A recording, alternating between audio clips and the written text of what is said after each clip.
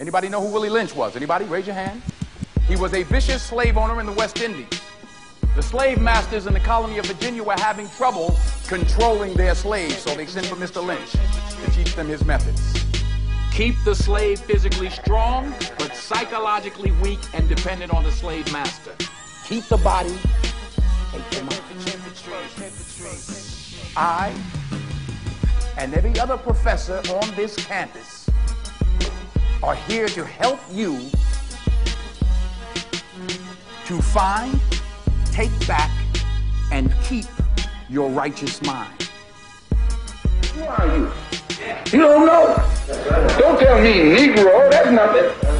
What were you before the white man named you a Negro? And where were you? And what did you have? What was yours? What language did you speak then? What was your name? It couldn't have been Smith or Jones or Bunch or Powell. That wasn't your name. They don't have those kind of names where you and I came from. No, what was your name? And why don't you now know what your name was then? Where did it go? Where did you lose it? Who took it? And how did he take it? What tongue did you speak? How did the man take your tongue? Where is your history? How did the man wipe out your history? How did the man, what did the man do to make you as dumb as you are right now? Man, should first of all teach our children who they are. You see, if you don't know who you are, then you will not know what to do with your life. And if you don't know what to do with it, then you won't know how to achieve your goals. So Alex Haley raised the question of who am I? And he asked his mother, father, aunt, and his uncles who he was. Some people told Alex they were Negro. Some told Haley they were colored. Others told Alex they were black. Some said they were Afro-American. Who are you? You don't know. Don't tell me Negro, that's nothing. What were you before the white man named you a Negro? And where were you? And what did you have? Again, you cannot teach a child that is first of all not know who he is. It's more important than reading, math, and science. So we began to ask ourselves, why do Germans call themselves Germans? Why do Chinese call themselves Chinese?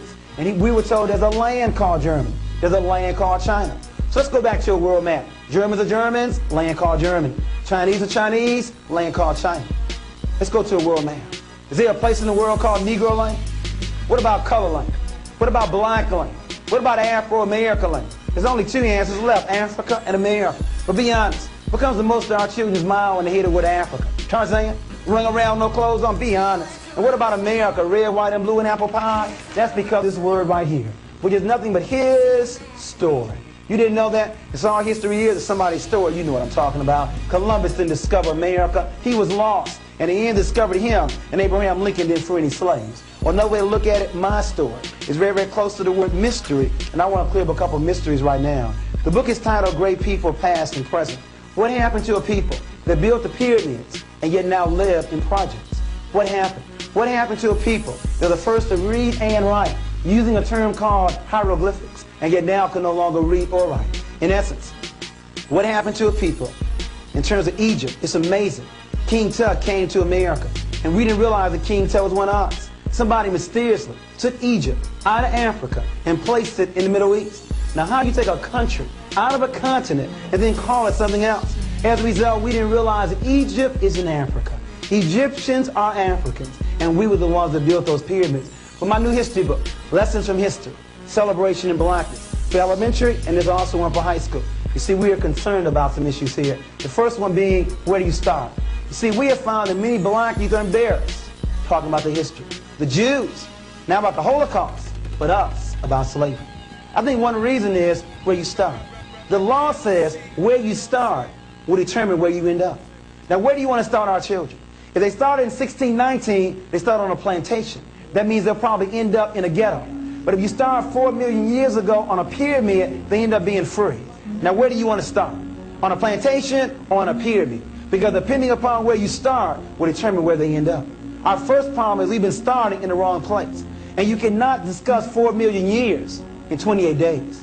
Black History Month. And I'm glad we got the month. It used to be a week. But you can't discuss 4 million years in 28 days. It's simply not enough time. And then the other issue, what are we going to discuss?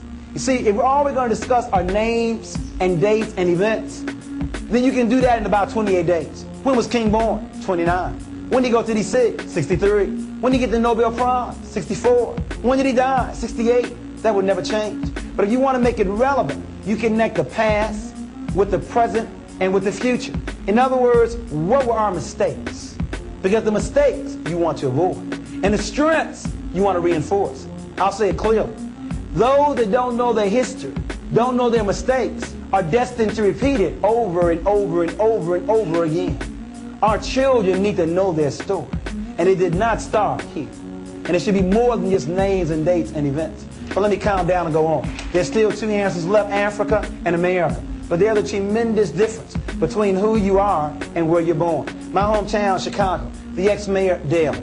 If you had asked Daley where he was born, he'd said he was born in the USA. But ask Daley who he was. Ask him where his roots are. And he'd say his roots are in Ireland. Next stop, East Coast, Philadelphia. The ex-mayor there, Rizzo. If you asked Rizzo where he was born, he too would say the USA. But ask Rizzo who he is. Ask him where his roots are. And he'd say his roots are in Italy. But I think you know what I'm talking about. You and your husband, you and your wife are traveling across the world, and you're pregnant. Is that when you address a people by their right name, that name must relate to land, history, and culture.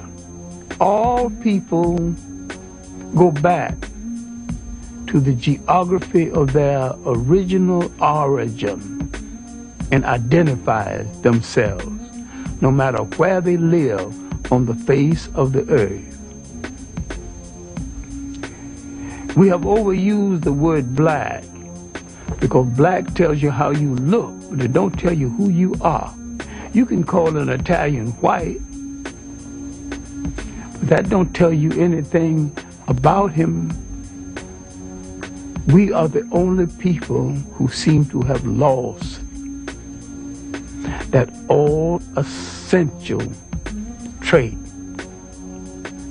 of geographical and historical reference. Don't tell me Negro, that's nothing. What were you before the white man named you a Negro? And where were you? And what did you have? What was yours? What language did you speak then?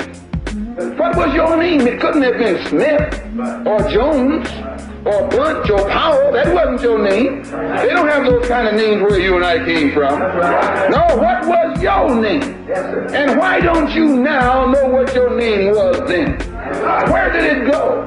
Where did you lose it? Who took it? And how did he take it? What tongue did you speak? How did the man take your tongue? Where is your history?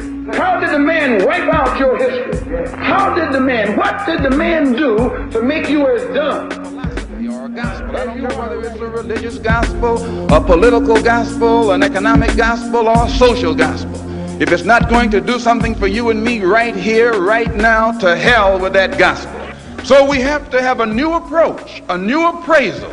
And this new appraisal and new approach has to be in tune with the reality of the conditions that we are in after having been thoroughly brainwashed by this blue-eyed white man.